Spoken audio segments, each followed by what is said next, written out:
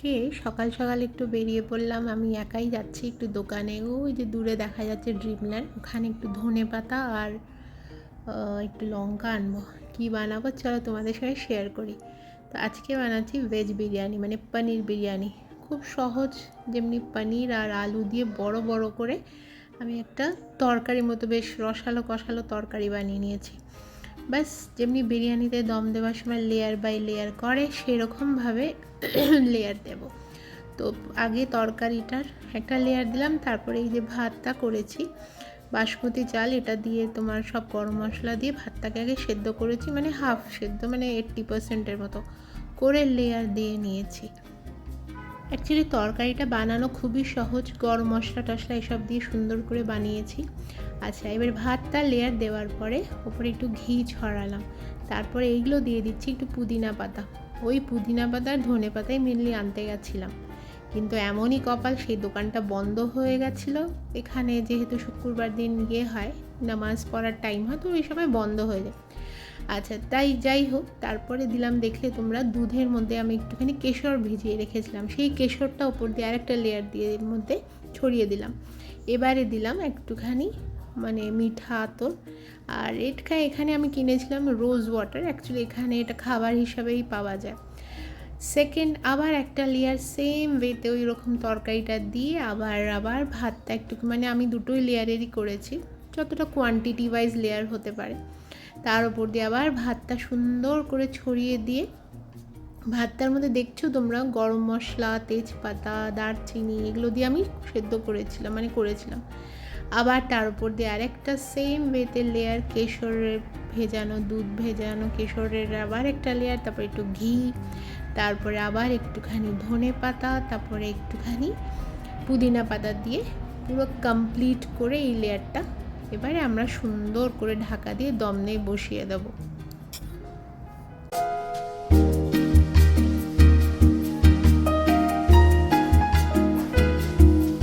আর এইটা আমি একটুখানি ম্যাগি মশলা ছিল আমার কাছে, অল্প একটুখানি ওপর দিয়ে ছড়িয়ে দিয়েছিলাম, বাস ঢাকা দিয়ে, যে একটা হোল থাকে ওই ঢাকার মধ্যে, ওটার মধ্যে একটু কিছু দিয়ে বন্ধ করে বসিয়ে দিলাম। তো দেখা যাক কেমন হয় বিরিয়ানিটা।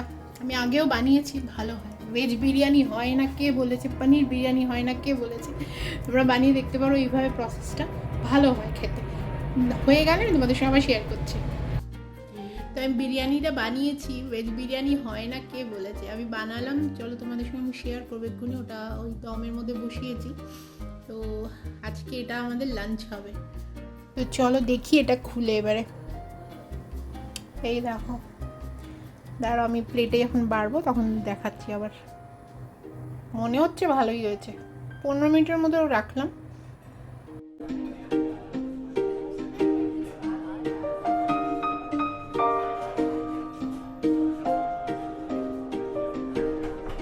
বিশ্বাস করবে না, এত সুন্দর গন্ধ আসছিল না, মানে বলার বাইরে।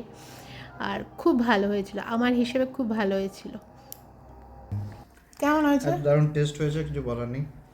মানে আলুটা তো ভালোই লাগছে, তারপর পুদিনারও একটা আলাদা টেস্ট আসছে, মানে সব রকম টেস্ট আসছে। আমি কি বলবো, জাফরানেরও ভালো একটা টেস্ট আসছে। অ্যাকচুয়ালি বিরিয়ানি লোকে বলে না যে ভেজ হয় না, বাট এইভাবে তো অ্যাকচুয়ালি বিরিয়ানির প্রসেসে যদি বানাও একদম সেমই লাগে খেতে, আমার মনে হতো তাই না?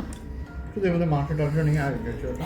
হ্যাঁ, আর সব থেকে বড়ো কথা এই যে আলুগুলো এত ভালো হয়েছে না, বিশেষ করে বড় বড় আলুগুলো একটু বেশ ভালো করে ইয়ে করলে সুন্দর সেদ্ধ হবে, খেতে দারুণ লাগে। তার সঙ্গে আমরা খাচ্ছি রায়তা, বাট রায়তা দই ছিল না, কোনো রকমের জল মিশিয়েছি একটু বেশ করে, একটুখানি বুন্দি দিয়েছি, বেশ ভালো লাগছে খেতে।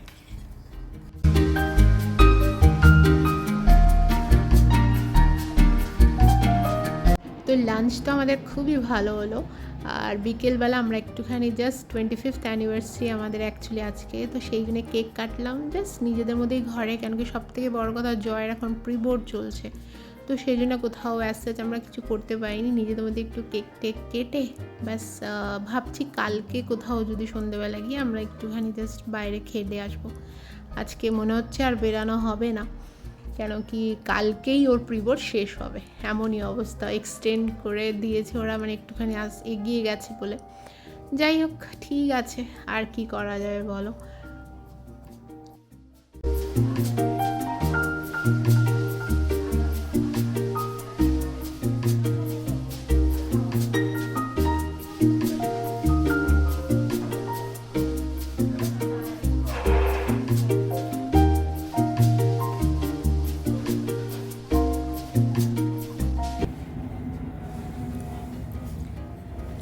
জয়কেও খাইয়ে দিলাম।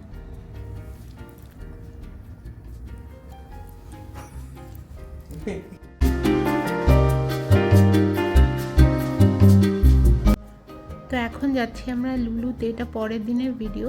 লুলুতে গিয়ে রাজা আমাকে বললো যে চলো তোমাকে দুটো শাড়ি কিনে দেবো ওখান থেকে।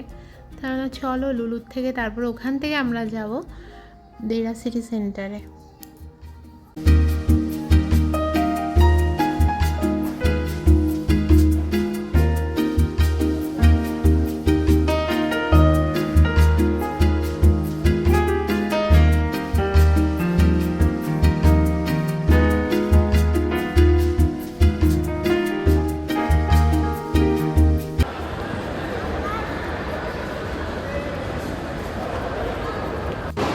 আমরা এখন এখানে এসেছি দেরা সিটি সেন্টারে। এখানেই আমরা আজকে রাত্রিবেলা ডিনার খেয়ে চলে যাব।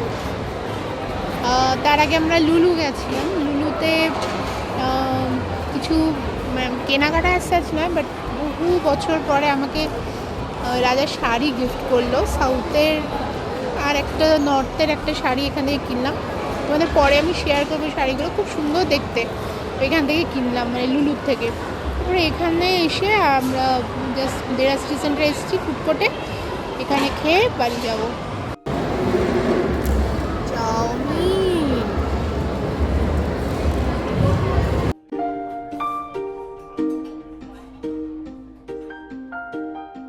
তো তোমাদের সঙ্গে আমি শেয়ার করি শাড়িটা। তোমাদের বললাম আমি দুটো শাড়ি কিনেছি ওখান থেকে, লুলুর থেকে। এটা হচ্ছে অ্যাকচুয়ালি কোটার একটা শাড়ি, আর আরেকটা দেখাচ্ছি, ওইটা মানে এত সুন্দর রঙটা। ওটাও অ্যাকচুয়ালি সাউথের বলবো না, এটা র কটনের শাড়ি, এই যে এই ব্লুটা। বাট এইটা আমার এত পছন্দ হয়েছে কেন জানো, এই রঙটার জন্য। আমি জানি না কতটা ভিডিওতে দেখা যাচ্ছে ঠিকঠাক, বাট সি গ্রিন পুরো বলাই চলে, সি গ্রিন, ভীষণ সুন্দর শাড়িটা। তো চলো তোমাদের সঙ্গে শেয়ার করলাম আমি এই ছোট্ট ব্লগটা। আশা করি তোমাদের ভালো লেগেছে।